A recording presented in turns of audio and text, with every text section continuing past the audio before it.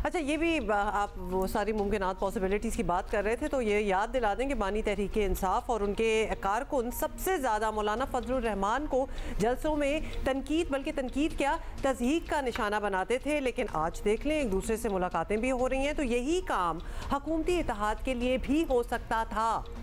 ये बिल्कुल हो सकता था। मतलब ऐसा तो नहीं है, कोई क्राइटेरिया तो नहीं है कि ये मौलाना को कम तनकीद का निशाना बनाते थे या पीपल्स पार्टी को ज़्यादा। ये एक जैसा ही तनकीद का निशाना बनाते थे ना। जलसों में खड़े होकर कहते थे कि मुझे जनरल बाजवा ने फ़ोन करके कहा है कि मौलाना को फलां फलां ना कहो। मैं क्या करूँ, ये तो लोग कहते हैं, ये तो धमका कहते हैं, ये तो फलां कहते हैं। ये सारी चीज़ें ऑन रिकॉर्ड, ऑन वीडियो मौजूद हैं। बेसिकली पीटीआई का हुकूमत बनाने का मौका मिलने के बावजूद हुकूमत बनाने की कोशिश ना करना शायद ऐसे लाखों वोटर्स के साथ भी ज्यादती होगी जिन्होंने उन्हें मुल्क का निज़ाम बेहतर बनाने के लिए असेंबलियों में भेजा है और फिर वोट दिए कि जाके आप कुछ करें, तो लेकिन आपने बात ही नहीं की। तो बात यह है कि अगर मौलाना फजलुर रहमान से बात हो सकती है, जिनके बारे में क्या ख्यालात थे सबके सामने ही हैं, तो फिर पीपल्स पार्टी से भी बात कर सकते थे। वो तो बारहा ऑफर्स भी कर रहे थे, लेकिन जाहिर है उनकी तरफ से किसी ऑफर का जवाब नहीं दिया गया। गुड मॉर्निंग, क्या हाल है आपका? मज़हर साहब, ये जो हम बात कर रहे हैं बनाना चाहते तो पीटीआई भी बढ़ चढ़ के बात कर सकती थी। ये जो ऑफर्स पीपल्स पार्टी की तरफ से खास तौर पे थे बातचीत के लिए, वो ऑब्वियसली उन्होंने नेगेट किए, ठुकरा दिए, लेकिन बात हो तो सकती थी। बहुत शुक्रिया अब्दुल्ला और रोमा। देखिए, मैं भी आजकल पीएसएल के मैचेस बहुत ज़्यादा नहीं देख रहा क्योंकि दूसरे मैचेस बहुत अच्छे चल रहे हैं जी, ऑफ कोर्स।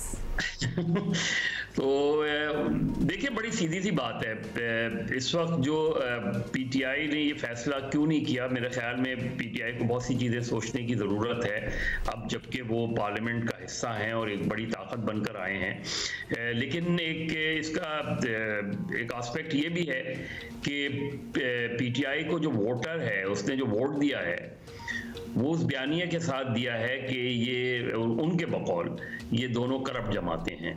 अब अगर ये इसको आप बिल्कुल उसी तरह लें कि बिलावल भुट्टो पूरी कैंपेन में ये कहते रहे कि शहबाज शरीफ से गुफ्तगू नहीं हो सकती, पीएमएलएन के साथ नहीं बैठा जा सकता।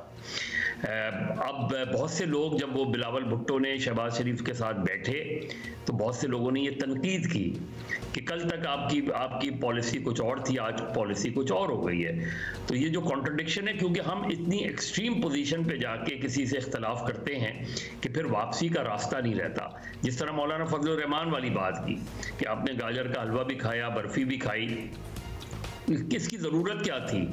मौलाना फजलुर रहमान से अगर आप कोई पॉलिटिकल अलायंस करने जा रहे थे तो समझ में आती है बात कि चले पॉलिटिकल अलायंस, हुआ कुछ भी नहीं, ना आपने कोई मुश्तरका एहतजाज किया, तो ये गुफ्तगू क्यों की? और अगर गुफ्तगू मौलाना फजलुर रहमान से की जो कि सख्त मुखालिफ थे, तो उसके मुकाबले में पीपल्स पार्टी ने तो बाकायदा ऑफर की थी कि पीटीआई से गुफ्तगू हो सकती है।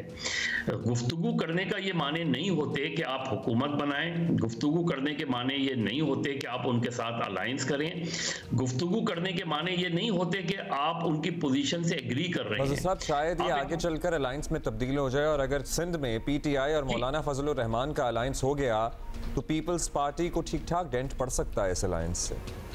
नहीं पड़ सकता। उसकी बड़ी बेसिक सी वजह है अब्दुल्ला कि देखिए, पीपल्स पार्टी की जो स्ट्रेंथ है वो बिल्कुल मुख्तलिफ है। पीपल्स पार्टी की वोटिंग स्ट्रेंथ बिल्कुल मुख्तलिफ है। पीपल्स पार्टी इलेक्टोरली बहुत स्ट्रॉन्ग पोजीशन पर है। ये जो आप मौलाना फजलुर रहमान, जीडीए, एमक्यूएम, ये रोड्स पर रोड ब्लॉक्स तो कर सकते हैं, सड़कें बंद तो कर सकते हैं, एक हंगामी सूरत हाल तो क्रिएट कर सकते हैं, लेकिन असेंबली के अंदर की पोजीशंस तब्दील नहीं हो सकती इस वक्त, जो इस वक्त की सूरत हाल है। आपको ऊपर के लेवल पर भी देखना पड़ेगा। पीटीआई अगर एक कंस्ट्रक्टिव ऑपोजिशन का रोल प्ले करे तो पीटीआई को बहुत आगे जाके कामयाबी मिल सकती है, लेकिन पार्लियामेंट में उन्हें ये पोजीशन लेनी पड़ेगी। पार्लियामेंट में बहुत सी ऐसी पोजीशंस आएंगी जहां शायद हो सकता है कि पीपल्स पार्टी से उन्हें गुफ्तगू करनी पड़े, पीपल्स पीपल्स पार्टी नून लीग से इख्तलाफ करे, अभी IMF की तरफ जा रहे हैं, उसके बाद आप बजट की तरफ जाएंगे। ये वो इश्यूज हैं, बहुत से अनपॉपुलर डिसीजंस करने पड़ेंगे क्योंकि नवाज शरीफ साहब ने सारा बर्डन अब शहबाज शरीफ पर डाल दिया है, वो तो पीछे हट गए हैं। तो ये जो अगले 6 महीने होंगे, 3 से 6 महीने, ये बड़े क्रूशल होंगे, बिल्कुल क्रूशल है, और इसमें सेल थ्रू करना भी बड़ा इंपॉर्टेंट है। PTI के रहनुमा बैरिस्टर सैफ हमारे साथ मौजूद हैं, उनको भी शामिल गुफ्तगू करेंगे। मज़र साहब, बैरिस्टर साहब, जिसका अंदाज़ा था, ये तो पहले से ही था वैसे, मुस्लिम लीग नून और पीपल्स पार्टी दीगर इत्तेहादियों के साथ मिलकर इंसाफ अब तक अपनी अददी बरतरी साबित नहीं कर पाई है। एज इन बरतरी तो है आपके पास, लेकिन फिर भी you are not in a position to make the government. अब सवाल ये है कि और क्या ऑप्शन रह जाता है? अगर आप लोगों को गैर मशरूत तौर पर हुकूमत बनाने की दावत दी जाती तो आप कबूल कर लेते या आपकी पोजीशन यही रहती? खदशा था, आपने लफ्ज इस्तेमाल किया, अंदाजा, मैं कहता हूँ ये खदशा था, यानी खतरा था कि यही धोखा होगा और उस धोखा के नतीजे कुव्वत बनाई जाएगी, और नताइज ने वही साबित किया। जहाँ तक पाकिस्तान तहरीक इंसाफ का ताल्लुक है, हमारा ये मौक़िफ़ बहुत वाज़ेह है कि हम कौमी असम्बली में अक्सरियती पार्टी हैं। अगर फॉर्म 45 के हिसाब से देखा जाए तो तहरीक इंसाफ को 80 और नशिस्तें भी मिलनी चाहिए, लेकिन वो नहीं दी जा रही। तो इसलिए जो भी हुकूमत बन रही है, हम समझते हैं कि ये अवामी मैंडेट के साथ धोखा है, बददियानती है, और इस हुकूमत की कोई आईनी और इखलाकी क्रेडिबिलिटी नहीं है। ऐसी किसी भी हुकूमत का हिस्सा बनना, चाहे वो मशरूत हो या गैर मशरूत हो, तहरीक इंसाफ का की ऐसी कोई ख्वाहिश नहीं है, और ना ही तहरीक इंसाफ जो है वो इक़्तिदार और कुर्सी की सियासत पर यकीन रखती है। हम अवामी खिदमत के लिए इलेक्शन में हिस्सा लेते हैं, और अगर अवाम ने हम पर एतमाद किया है तो फिर मैंडेट हमें मिलना चाहिए। लेकिन अगर किसी ने धोखे से चुरा कर अपना बना दिया है तो बेशक कानून और आईन जो है वो अपना रास्ता लेगा, और इंशाल्लाह हमें यकीन है कि इन धोखेबाजों की जो जेली हुकूमत बनने जा रही है ये अब डिलीवर नहीं कर सकेगी और नाकाम होगी। लेकिन फिर भी वो मतलब हुकूमत तो बना रहे हैं ना, जिस तरह हर तरह के मसाइल के बावजूद ने खुद को एक मकबूल जमात और एक बड़ी सियासी हकीकत तस्लीम करवाया है, उसी तरह मुस्लिम लीग नून और पीपल्स पार्टी भी एक सियासी हकीकत तो है, इसको तो आप डिनाई नहीं कर सकते। उन्हें इंगेज ना करना बल्कि बॉयकॉट कर देना, उनका वजूद ही तस्लीम ना करना, इस रवैये को सियासी जमहूरी तो नहीं माना जा सकता। फिर तहरीक इंसाफ का उसूली मौक़िफ़ है कि हम ये समझते हैं कि पाकिस्तान के जो मौजूदा हालात हैं, जो माशी और सियासी बदहाली है और आवाम को जो तकालीफ है, उसकी बुनियादी वजह ही ये दो पार्टियां और इनकी पॉलिसियां हैं। आज बारी बारी अपने खानदान के लोगों को कुर्सी पे बिठा के अपना वक्त पूरा करते हैं और लूट मार करते हैं। ये हमारा एक बुनियादी मौक़िफ़ है, और मेरे ख्याल में इस मौक़िफ़ को पाकिस्तान का बच्चा बच्चा जानता है, और ना सिर्फ जानता है बल्कि इससे इत्तेफाक करते हुए हमें वोट दिए, हम पर एतमाद किए, यानी पाकिस्तान तहरीक इंसाफ पर, लेकिन उस एतमाद के साथ बददियानती की गई। तो इन पार्टियों के साथ हाथ मिलाना, इनके साथ बैठना, मैं समझता हूं कि ये तो इसके बारे में तो पूरी कौम क्लियर है कि PTI ऐसा नहीं करेगी। अलबत्ता अगर ये हुकूमत में आने के बाद तो अच्छा काम करते हैं, आवाम की फलाह और बहबूद के लिए पॉलिसियां इख्तियार करते हैं, तो यकीनन PTI उनको सपोर्ट करेगी। लेकिन अब तक माजी का किरदार तो इनका ऐसा ही रहा है जिसके बारे में ये नहीं कहा जा सकता, तवक्को नहीं की जा सकती कि ये राय रास्त पे आ रहे हैं। मुझे यही है कि अगर ये कौम की मफाद के खिलाफ पॉलिसियां बनाएंगे, कानून साजी करेंगे, तो PTI इनका मुकाबला करेगी। से किस तरह मुकाबला करेंगे बताइएगा, क्योंकि पाकिस्तान को सियासी इस्तेहकाम की ज़रूरत है। आप लोग एजिटेशन की पॉलिटिक्स में स्ट्रीट पावर दिखाने में माहिर हैं, ज़बरदस्त शो करते हैं, लेकिन आगे चलकर PTI का किरदार क्या पार्लियामान के अंदर रहकर एहतजाज करने तक ही महदूद होगा, या फिर दोबारा से सड़कों पर आने का भी सोचेंगे? पाकिस्तान तहरीक इंसाफ एक जमहूरी पार्टी है, हम अमन पसंद पार्टी हैं। हम यकीनन पाकिस्तान का इस्तेहकाम चाहते हैं, पाकिस्तानी कौम की फलाह और खुशी चाहते हैं, खुशहाली चाहते हैं।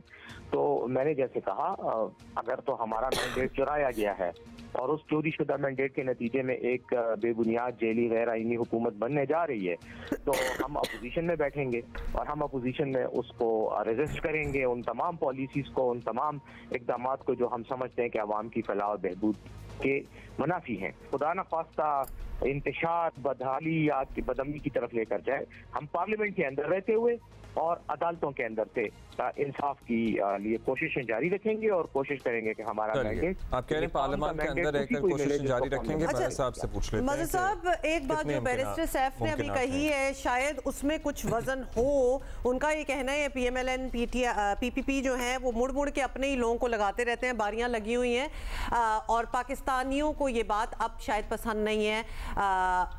ये आप भी यही समझते हैं कि शायद इसमें there is some truth in this? And also Mazhar sahab, do you see political stability coming, और डू यू सी कि PTI सड़कों पर एहतजाज करेगी ज्यादा इस मर्तबा या फिर ऐवान के अंदर रहेगी?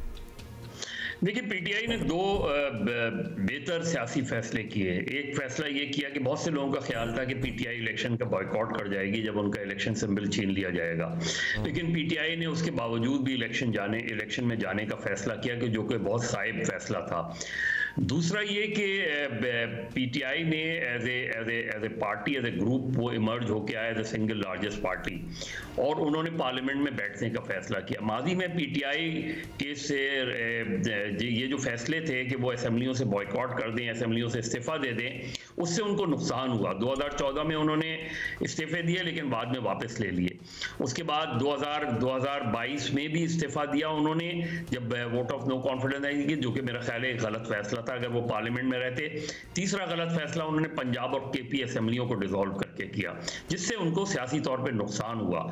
PTI पीपल्स पार्टी के साथ जाती है या नहीं जाती, लेकिन इंपॉर्टेंट ये है कि क्योंकि KP में उनकी गवर्नमेंट भी बनने जा रही है, तो सूबाई हुकूमत को बहरहाल वफाकी हुकूमत से गुफ्तगू करनी पड़ेगी, और वो हुकूमत तो PTI अगर पार्लियामेंट में अंदर रह के अपना एक रोल प्ले करती है। देखिए, माजी में PTI नवाज शरीफ की, इमरान खान नवाज शरीफ के इत्तेहादी रहे हैं। अगर याद हो कि उनका एक अलायंस था बाकायदा, काजी हुसैन अहमद, नवाज शरीफ और इमरान खान साहब का एक इत्तेहाद रहा था, जो कि 2008 के इलेक्शन के बाद ख़त्म हुआ, जब नवाज शरीफ साहब ने ये फैसला किया कि वो इलेक्शन में जाएंगे। तो ऐसा नहीं है कि माजी में रह नहीं सके हैं।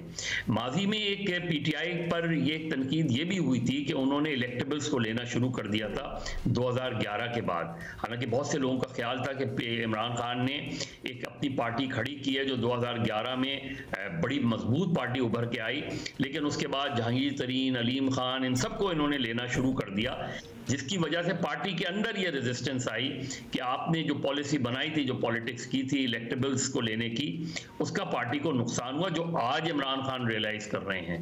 जो उस वक्त पार्टी के इलेक्शंस हुए थे और जहांगीर तरीन और शाह महमूद कुरैशी एक दूसरे के सामने खड़े हुए थे, तो इमरान खान जहांगीर तरीन के साथ जाके खड़े हुए थे, शाह महमूद के साथ जाके नहीं खड़े हुए थे। तो मेरा ख्याल है पॉलिटिक्स में कोई चीज़ हरफ आखिर नहीं होती, चीज़ें तब्दील होती रहती हैं। अगर PTI ने आज ये फैसला किया है और जाहिर है उनकी जो पिटीशंस हैं वो अगर उन्हें वहाँ फ़ायदा होता है, उनके बहुत सी सीटें उनको वापस मिलती हैं, तो डेफिनेटली PTI भी इस पोजीशन में आ सकती है कि वो इस हुकूमत के खिलाफ, आने वाली हुकूमत के खिलाफ वोट ऑफ नो कॉन्फिडेंस के जरिए उनको ओवरथ्रो कर दें। लेकिन उन्हें कहीं ना कहीं कुछ जमातों के बारे में अपने रवैये को रिविजिट करने की ज़रूरत है, गिवन सर्कमस्टांसेस जो माजी में वो करते रहे हैं। ऐसा नहीं है कि वो माजी में नहीं करते रहे हैं। तो मेरा ख्याल में हार्ड पोजीशंस पॉलिटिक्स में नहीं ली जाती, एक्सट्रीम पोजीशंस पॉलिटिक्स में नहीं ली जाती। हाँ, अपने उसूलों पर खड़े रहते हुए आप गुफ्तगू करते हैं, अपने नजरियात पे खड़े रहते हुए आप गुफ्तगू करते हैं और मसले का हल निकालते हैं। मगर साहब, ये जो परसेप्शन है, जो इमेज है, तो एक्सट्रीमिटी का ही है कुछ अरसे से। माजी में बिल्कुल किया है, लेकिन इनका जो यंग वोटर सपोर्टर है उसको माजी की बातें याद भी नहीं है और वो जानना चाहता भी नहीं है वो बातें जो उसकी अपनी आइडियोलॉजी को या उसको अपनी पसंद नहीं है। सो डू यू थिंक ये चेंज होगा? अब्दुल्ला, उसमें एक दूसरा पहलू भी तो है ना, उसमें ये पहलू भी तो है ना कि पीपल्स पार्टी और PMLN का लव अफेयर्स देखें। कहीं आप इस पोजीशंस पर होते हैं कि एक दूसरे की शक्ल देखना बर्दाश्त नहीं करते, तो लोग एकदम जब ऑल ऑफ अ सडन आप कहते हैं कि नहीं वो तो इलेक्शन कैंपेन थी, तो क्या इलेक्शन कैंपेन में आप लोगों को इसी तरह बेवकूफ़ बनाते हैं कि आपने नवाज शरीफ और शहबाज शरीफ और PMLN और उनको आर्गुमेंट ये साहब कि उन्होंने कहा था पाकिस्तान तहरीक इंसाफ हमसे बात करें, नहीं कर रहे, तो country also has to move on. उसके अलावा इस वक्त तो कोई चारा नहीं है, इस वक्त तो there is no possibility. Thank you, that is, हम जरूर ये बहस आगे बढ़ाएंगे किसी और दिन। बट हमें याद है पहले दिन जब तौर पे उभर के सामने आई। पीपल्स पार्टी की तरफ से कहा गया कि पीटीआई अगर बात करना चाहे, एंगेज करना चाहे, तो पाकिस्तान पीपल्स पार्टी हर वक्त हर जमात से बात करने के लिए तैयार है। सो यस, उनको अपने वोटर सपोर्टर को बताने के लिए एक आर्गुमेंट ये है कि जब एक जमात बात करने के लिए तैयार नहीं है तो the country has to move on. हुकूमत साजी तो होनी है, या इस वक्त हम मुतहम्मिल हो सकते हैं दोबारा इलेक्शन कराने के, नहीं हो सकते हैं।